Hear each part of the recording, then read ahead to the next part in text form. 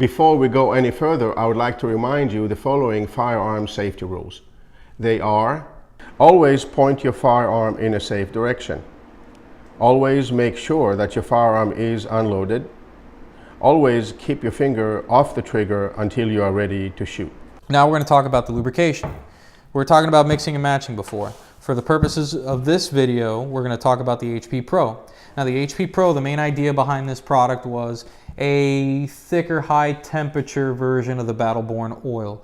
Why? What does it do if it's just thicker? Okay, obviously we're able to hit 507. Again, ASTM International tested numbers, okay?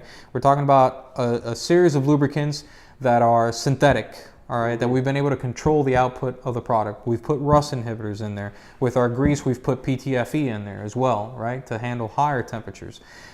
Being a synthetic product, they're not going to break down. So you don't have to worry about your firearm congealing and getting all gummy after you've taken all this time and spent all this money on cleaning products to clean it, lubricate it, put it for storage, and then when you finally have time to go to the range, you pull this gun out of the safe and it's just covered in sludge. It defeats the purpose. So with a product like this one, what I like doing with this one is almost like a pre-treating in a sense. And I really like that needle tip to it. It can really be precise as we apply it without flooding the whole area. Exactly. I'm glad you brought that up because that's exactly what I'm going to do now. So for guns like these, obviously there's a lot of moving parts in there. We do not recommend that you go in there and start taking these things apart, okay? There's a lot of intricate parts inside of different 1911s, unless you've gone through some sort of armorer's course or have a certification that can really protect you in any warranty issues. I do not recommend it. So with this precision needle point applicator, which you'll find on the HP Pro, we like to go in here, put a little bit on the frame rail area, okay? Now we do it on the other side. We put a little bit there, okay? I put a little dab right here where the disconnector is. Right. That's the part, if you guys don't know, that resets the sear internally, correct, Sam? Correct. Okay, and then if you wanted to, right here on each side of the hammer, the hammer pan, yeah. You can kind of get a little bit in there. It's going to bleed in. You can already see it kind of bleeding in. Okay, and that's out of the way. You could do the same thing here on the slide if you wanted to, but you don't want to go crazy with it. Now where the grease comes in. Some folks are 1911 builders. These are custom gun builders that are building these guns from scratch. When they're assembling the firearms, when they're putting them together for the first time, all the internal pieces, everything else, they like to use a type of grease. Well, I myself build custom 1911s from time to time, and one thing that I've noticed, reassembly can be kind of a pain in the ass. Well, one thing I like doing is I like dabbing a little bit of this grease on those internal parts, especially for 80 series 1911s, and kind of have them glue together. There's a level of tackiness to the grease, if you can give it a try, where it's going to almost hold the pieces to one another. It does.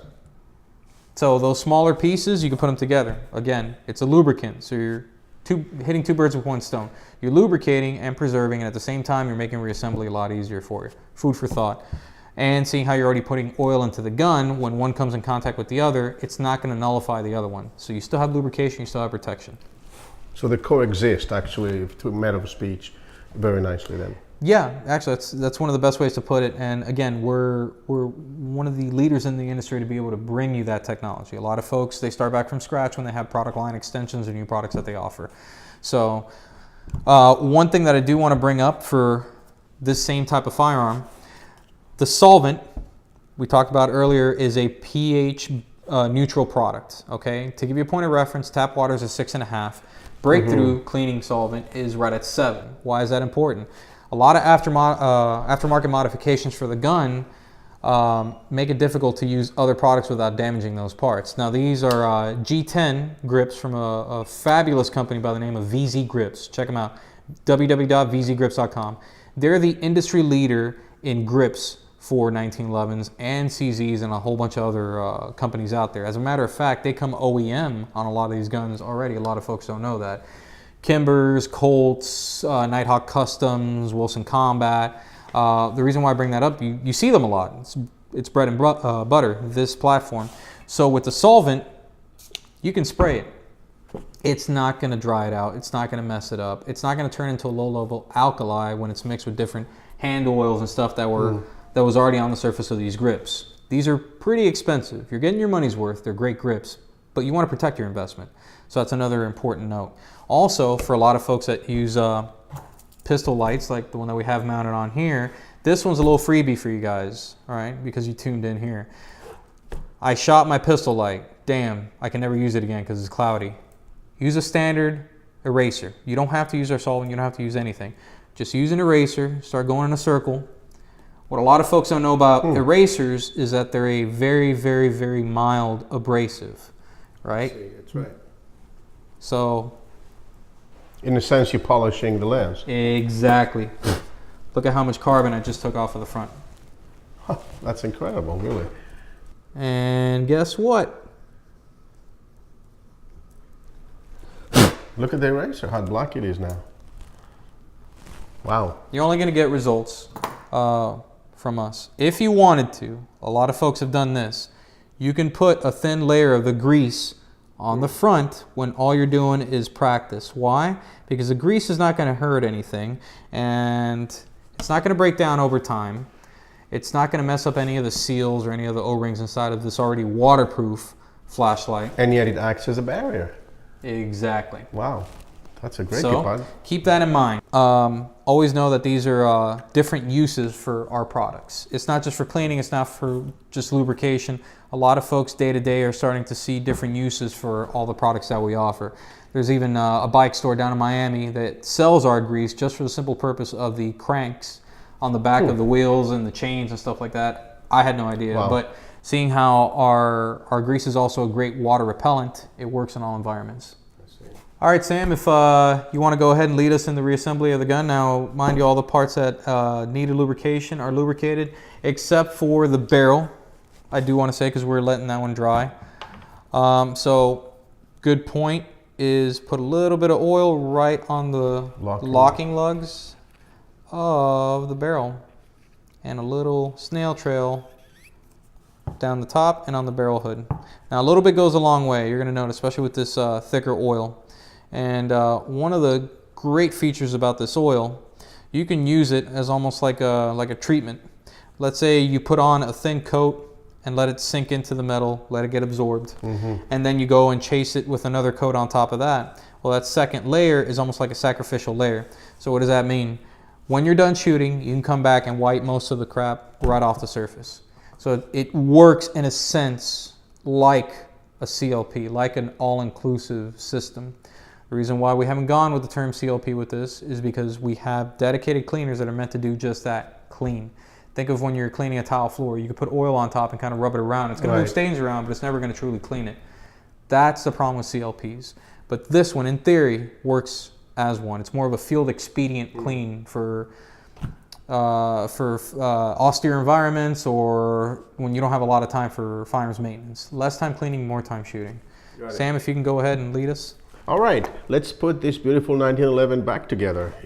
In a sense, the sequence is exact reverse of the disassembly.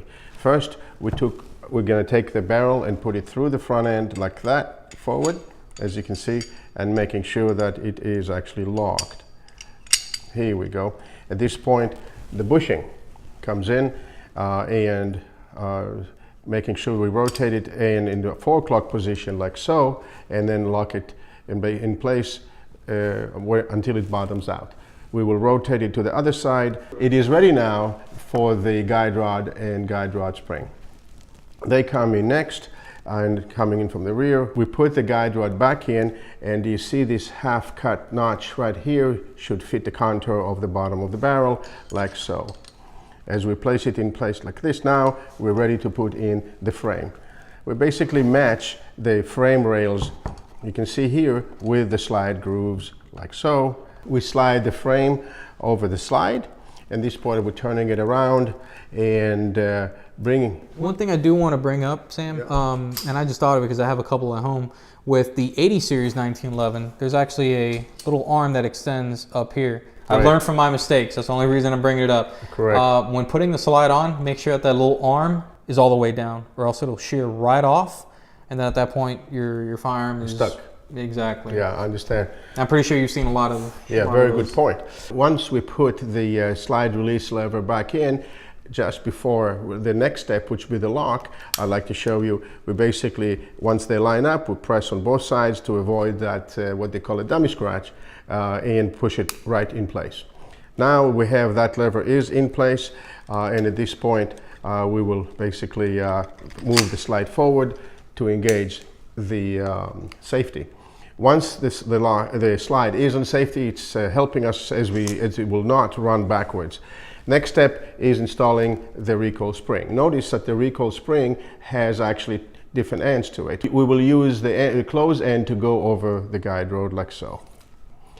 Okay, here we go. And at this point, we will basically take the spring cap, and again, this will be under pressure. It's important to maintain control over it. Aim it down, so just in case you lose it, it's not going to fly anywhere or hurt anybody. And we press it down like so, and start the. So it looks like you're capturing the yeah, the exactly. tip of that. I'm capturing, as you can see, I'm capturing the tip of the cap with the bushing. Once it's captured on that step down, now it's time to use the tool and complete the and rotate it.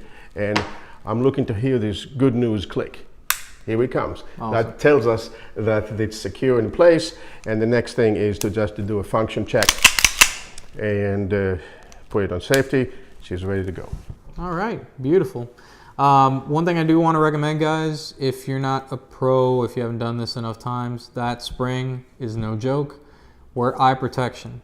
Okay, wear eye protection while you're taking it apart if you're fairly Absolutely. new to this. That can seriously, I know it's like a Christmas story, you put your eye out, but it's true. Okay, it's true, it's gonna happen. It's gonna come at you at a crazy amount of speed, especially a lot of these higher end tactical guns, they have a higher spring rating on that recoil spring. Standard one, you know, pales in comparison to a lot of these faster action ones.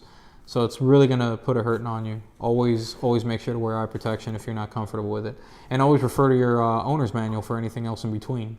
So, well, Sam, it's been a pleasure. Why don't you run us through the rest of it here? Absolutely. A quick recap before we go. Today we discussed how to properly disassemble, clean and maintain your 1911 pistol, all while using the best firearm cleaning and lubrication product in the market today, Breakthrough Clean.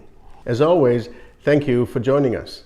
Please make sure to subscribe to our YouTube channel so you can stay up to speed on all our Breakthrough Clean University videos. Also, check our social media pages for up-to-the-minute news, product offers, and giveaways. Thank you, Gabe. Thanks, Sam. See you in the next video.